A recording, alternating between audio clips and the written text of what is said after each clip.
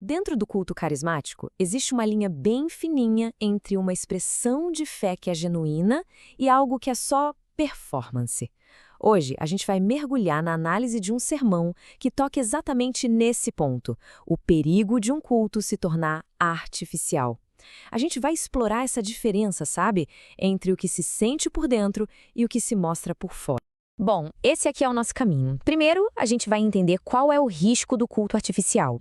Depois, vamos ver como identificar os sinais disso na prática, entender a causa por trás e aí, claro, explorar qual seria a solução para reencontrar a autenticidade. Para começar, a ideia central do sermão é a seguinte: existe um risco real, principalmente em meios pentecostais e neopentecostais, de se viver uma espiritualidade que fica só na superfície. E aqui tem uma ironia interessante que o sermão aponta. Justamente as comunidades que mais valorizam a demonstração da fé são as que correm o maior risco de que tudo isso acabe se esvaziando. O problema não é o gesto em si, claro, mas de onde ele vem. Ele nasce de um sentimento real ou de uma pressão para parecer espiritual? Fica aí a questão. Tá, mas o que significa exatamente culto artificial? Vamos definir esse termo para a gente entender bem essa diferença entre o que se vê por fora e o que acontece de verdade por dentro. Olha só que ponto importante. A artificialidade aqui não é vista como maldade, como uma tentativa de enganar os outros. A questão é mais uma desconexão interna mesmo. É aquela discrepância entre a ação externa e o sentimento ou a falta dele por dentro.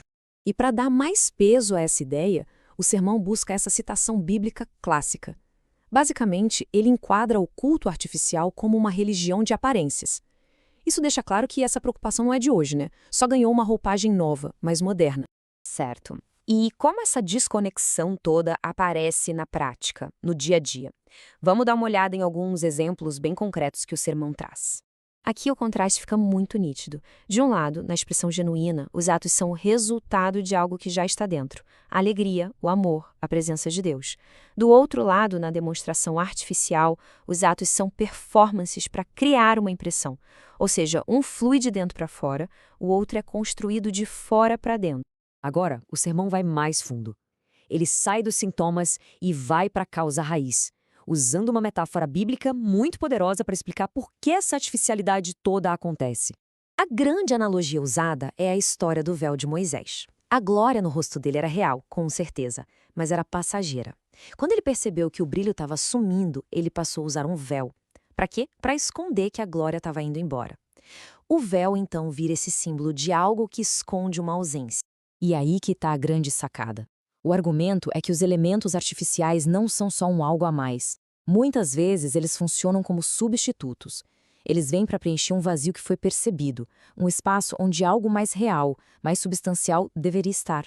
Então, o sermão aponta o que seriam os véus de hoje: máquinas de fumaça, luzes de show, coreografias super elaboradas. A crítica não é contra esses elementos em si, mas sobre o que eles podem estar, sem querer, mascarando a falta de uma substância espiritual real por trás de tudo. Ok, o diagnóstico foi feito. Depois de analisar a causa, o sermão vai contrastar alguns remédios que parecem funcionar, mas não funcionam, com o caminho que ele propõe para a gente voltar para a autenticidade.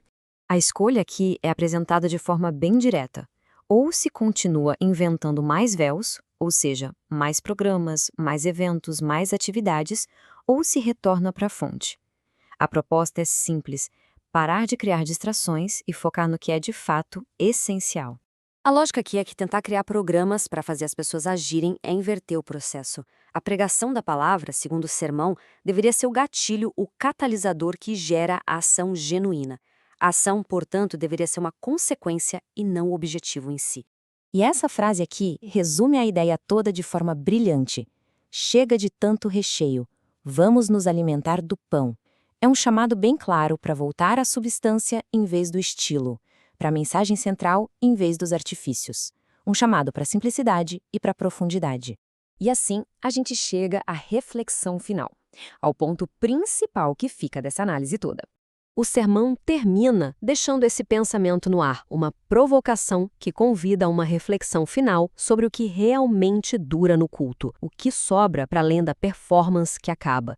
Uma pergunta que busca, no fim das contas, o que é real e o que é permanente.